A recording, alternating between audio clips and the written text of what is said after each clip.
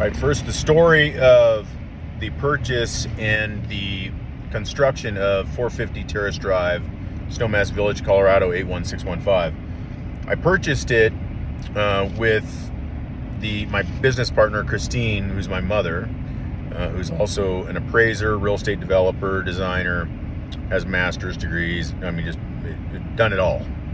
Long story short, I have an appraising background. I had a mortgage brokerage, been a real estate broker. I've been a real estate developer, and I'm a master tradesman. I can do all trades proficiently, and I'm a master developer, builder, draftsman, design, architecture, renderings, engineering, though I'm not a licensed engineer. I do all my own engineering, and then have others that have a license stamp it on my behalf. But I do all my own drawings, drafting, and engineering. So I've been building since I was a kid. I was in 2017 when I began building it when I was 46 years old. I had a dozen other projects going at the same time. I had just finished up about 208 properties since 2008, renovations and a couple new constructions, but mainly renovations in Denver, Grand Junction, from Denver to Grand Junction, all over the state, as far south as Pueblo and Trinidad, and as far north as Fort Collins. And of course, actually even farther north is North Routt County, log homes that I was building up there by the Encampment River. So that's pretty far north. Clark is the town. It's as far north as you get before you cross over to Wyoming. So with that said, it shows, I've built, to date, I've built gondolas, I've done ski resorts, literal Iron Mountain, I've done theme parks, Dragon's Gate, I've done built commercial, I've developed and designed high rises. The highest one in Colorado, Blue Sky, was the creation of myself and my team back in, I believe, 2014. Never was built, but hasn't been built yet, but it will be the tallest building in the western United States. Anyway, when it does get built, unless something gets built, doesn't matter. Long story short, we have a commercial and residential background. At that time, I had about 10 million in equity, and so I used that money to buy $1.34 million lot, which had a renovation on it. At the time, we thought it might be a renovation, and I bought it from the Crown family. One of their daughters, Heidi Zuckerman, and her husband, Christopher, who they were going through a divorce. So I bought the property on Milton Ranch, and it's known as 450 Terrace Drive. 2017, it was purchased under one of our company's Capital Investments Limited Liability Company, under the Secretary of State of Colorado is where it's registered, and the owners were Christine Pearson and myself, Todd Profit. Now, we had about $1 million to put into it of our own money, our own equity. We were also developing another condo. I owned a condo in Snowmass. We owned a 5,200 square foot golf course home between Carbondale and Glenwood Springs on the Iron Bridge Golf Course. One of the nicer homes, worth about $3.3 million now. Now that it's 2025, this was back in 2017. And we own properties over in Breckenridge, multiple properties valued in the millions. And in Routt County and Steamboat Springs in the millions, and in Denver in the millions, and then land throughout Colorado as well. So with that said, we had about 10 million in back of us, and we had investors with about $750,000 in cash. The entire project was $2.5 to $3.2 million. It was a $1.3 million purchase with a $1.5 million renovation, and it ended up that I decided to scrape it. I had a drunk working for me, a guy named Todd Curley, who I didn't realize he had a massive drinking problem, and his brother was a heroin addict. Once I figured that out, we were about 6 months in, and because I had so many projects going everywhere, long story short, we'd only spent a couple $100,000, so we were about 1.5 million. The lender at the time, Victor Mitchell, who was running for governor, was giving donations, about $100,000 from us, plus he was making us buy materials from him for the renovations, and we had a half dozen to a dozen projects with this guy. He is a crook. It's been proven now, and I proved that with this case when it came to conclusion. He didn't disclose any of the money where he took and stole, over $1 million and displaced it and wouldn't tell you where he put it. So that tells me one thing: he's a crook. So Victor Mitchell then somehow racked up the bill without even doing one draw for 4 months. I was requesting one draw for 4 months. I finally got a draw. It was about $75,000 on a budget that was supposed to be doing $100,000 basically every week. And this guy couldn't do a draw for 4 months. And I had $500,000 in cash literally sitting in his account. So he was just taking my money, basically my investor's money, and using it for whatever he was using it for.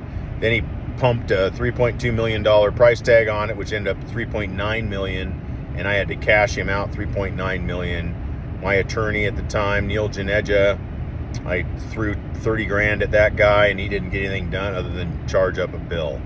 Frustrate me. He used to be one of my best friends when I was managing a television station in Vail, and he worked for me for a year. Then he went back to school, became an attorney, and I haven't liked him since. Anyway, he just took a bunch of money from me and didn't get anything done. So that was the story with all of them. By the way, I didn't have any good experiences with attorneys. I had 2 bankruptcy attorneys. Both of them were supposed to assist with protecting me as these predatory lenders were stealing more money from us and then stealing equity and value and basically hanging me out to dry, both as I'm working on these projects, getting them done, putting my own money into them, not paying the bills, and then charging me for not doing their job, and then stealing the property or attempting to steal the property by filing, jurisdictional foreclosures and judicial foreclosures without notice. They call it notice, but they don't give you any time. It's like an immediate act. It doesn't go through the process. It's literally called a judicial foreclosure, express foreclosure or something. And that was incredible. That happened on numerous projects: Breckenridge, Aspen, Snowmass, Glenwood Springs. It was mind-boggling. Blue River, Denver, Morrison, Turkey Creek. God, it was shocking. So I had to, during COVID, they froze me out, wouldn't let me back on these projects, or anybody for that matter. And we should have stood up, and I tried to stay there, but they literally threatened to have me arrested. So I didn't stay. I should have, and I should have just let them arrest me and then sued them later. But I had to make a living. I was flat ass broke because instead of having $10 million, those guys sucked every penny out of me and then were asking for more.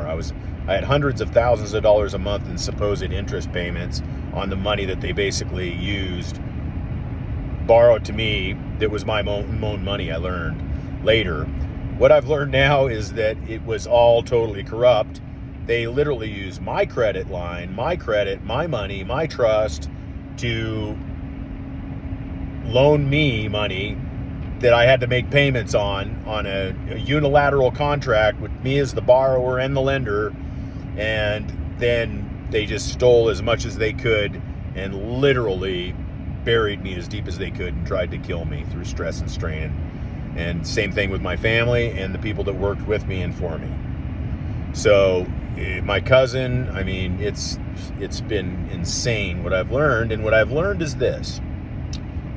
They were all crooks, all of them. I didn't experience one banker that wasn't a crook. Not a single one. There was a guy named John Edmiston who was a private lender who loaned me his own money. He wasn't a crook. There was another gentleman named Rex Werman who lent me his money, and he wasn't a crook. Diane Anderson, who's a doctor, and she's not a crook. And Janine Guerrero and her husband, they're not crooks. These are people that actually lent me their own money, whether it be a retirement money or whatever. And that was about, all in all, I probably borrowed about $750,000. And out of all that money and 300 and some odd projects. My uncle ripped me off, Uncle Dan Pearson, who I was shocked because my father taught him how to become a builder. And then he literally, instead of teaching me or helping me, he just wrote on my shirt tails. What can you expect?